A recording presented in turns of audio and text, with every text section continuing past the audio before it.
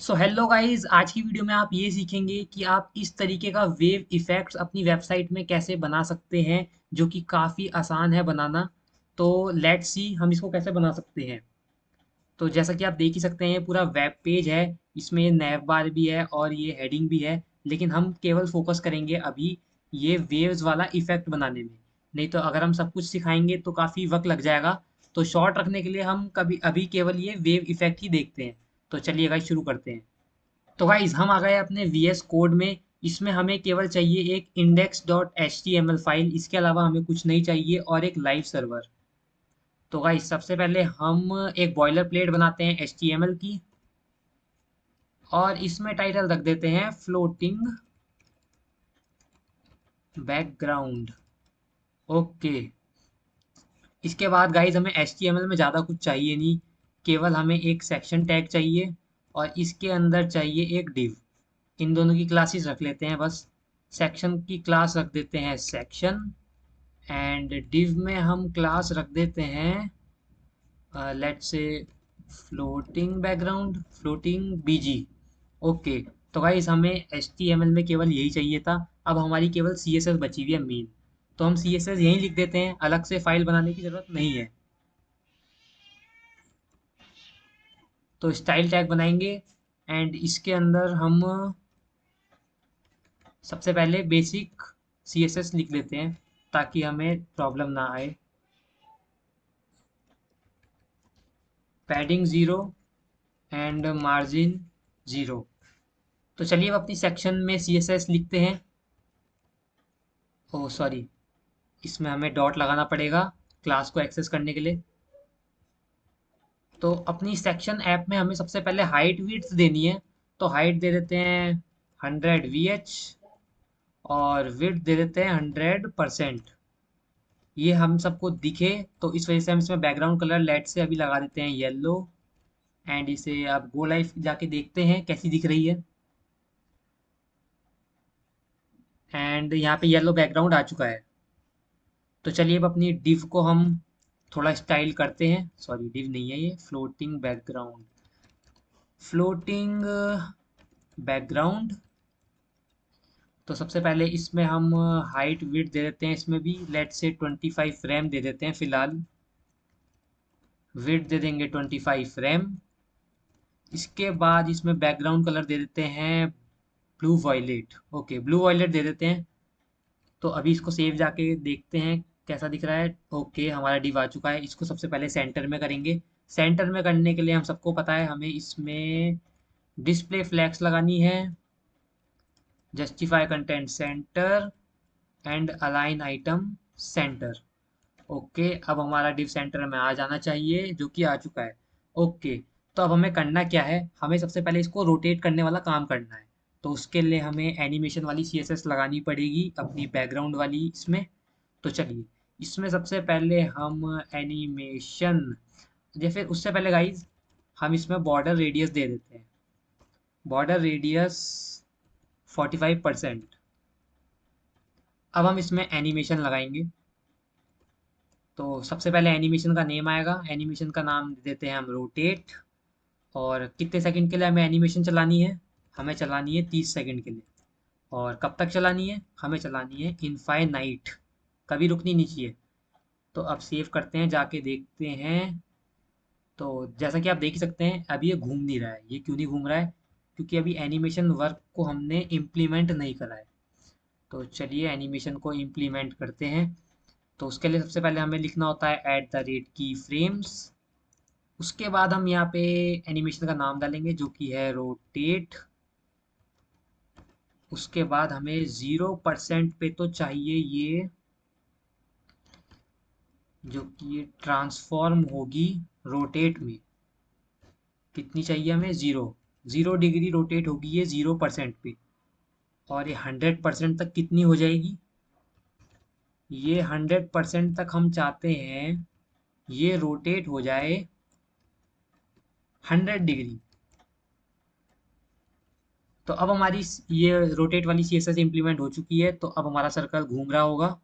जी हाँ, अब हमारा सर्कल घूम रहा है, जैसा कि आप देख ही सकते हैं। मैं थोड़ा सा इसका बॉर्डर रेडियस फिलहाल कम करता हूँ ताकि आपको अच्छे से दिखे।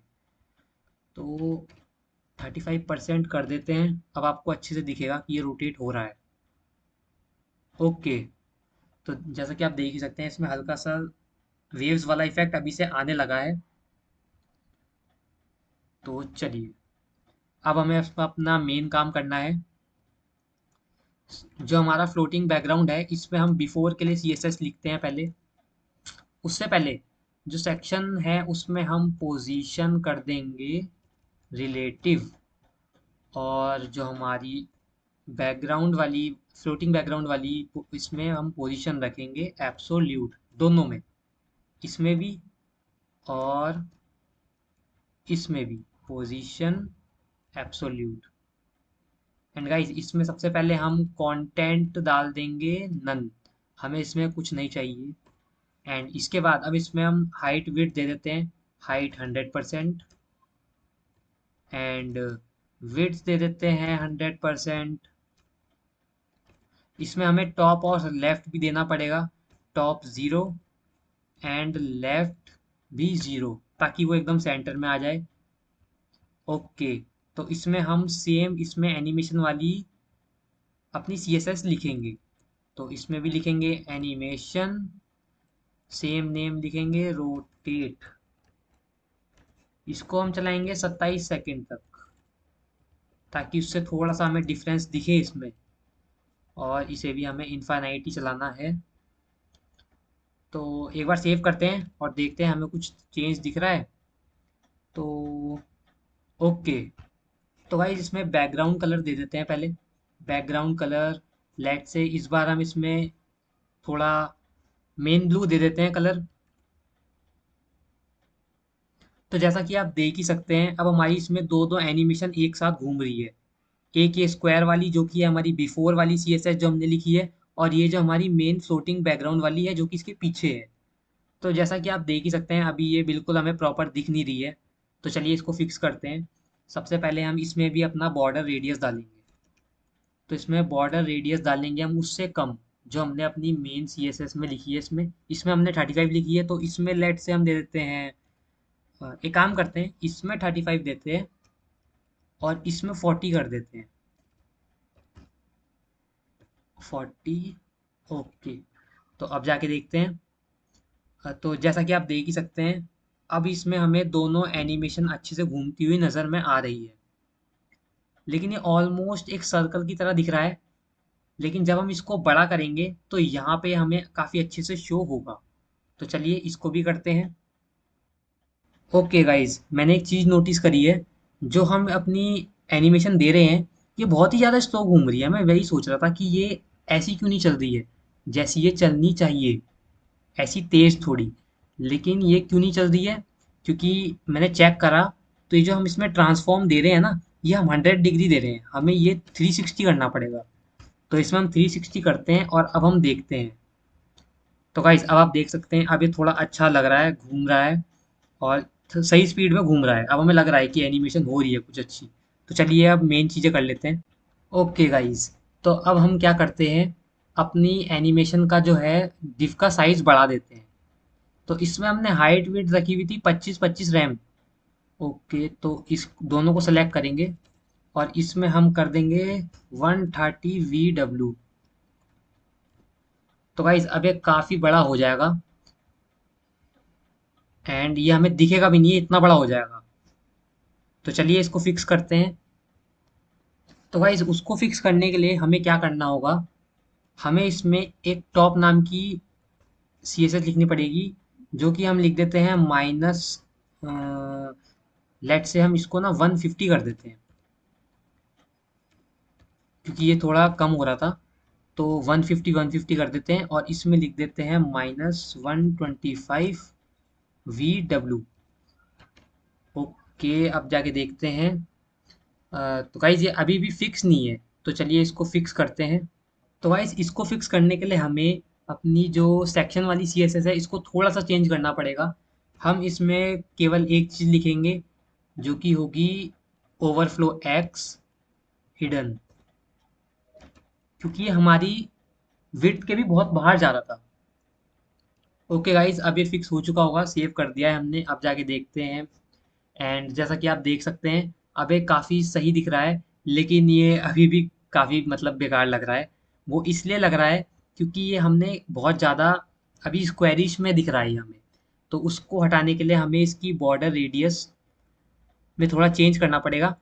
जैसे कि ये 35 है तो इसको कर देते हैं 40 रैम, एंड 40 रैम की जगह कर देते हैं हम 45।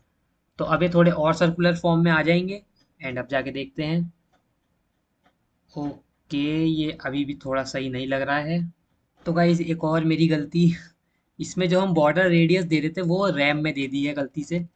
तो इसकी जगह 40%। तो अब मेरे ख्याल से सब फिक्स होना चाहिए। हाँ जी, अब ये काफ़ी मतलब प्रॉपर लग रहा है, ज़्यादा इसमें दिक्कत नहीं लग रही है। तो गाइज अब आप देख सकते हैं कि ये है जो हमने अभी बनाई है, वेव्स वाला इफेक्ट। एंड ये है वो जिसको हम बना रहे हैं। तो ये काफ़ी हद तक सिमिलर लग रहे हैं, अब इसमें ज़्यादा हमें दिक्कत नहीं लग रही है। अब कलर तो आप अपने कोई सी भी मर्जी के रख सकते हैं, ये तो मैंने काफ़ी बेकार कलर कॉम्बिनेशन रख दिया है। आप अपनी मर्जी से अच्छा कलर कॉम्बिनेशन रखिए, एंड ये काफ़ी अच्छा एनिमेशन इफेक्ट आपको देखने को मिलेगा। एक काम और करते हैं इसको थोड़ा सा अच्छा बनाने के लिए, इसको भी हम सेम कर देते हैं 30 सेकेंड। ओके गाइस, तो ये था आपका एनिमेशन इफेक्ट वेव्स वाला। हो सकता है आपको अच्छा लगा हो, और वीडियो अगर आपको अच्छी लगी है तो लाइक करें एंड चैनल को सब्सक्राइब करें।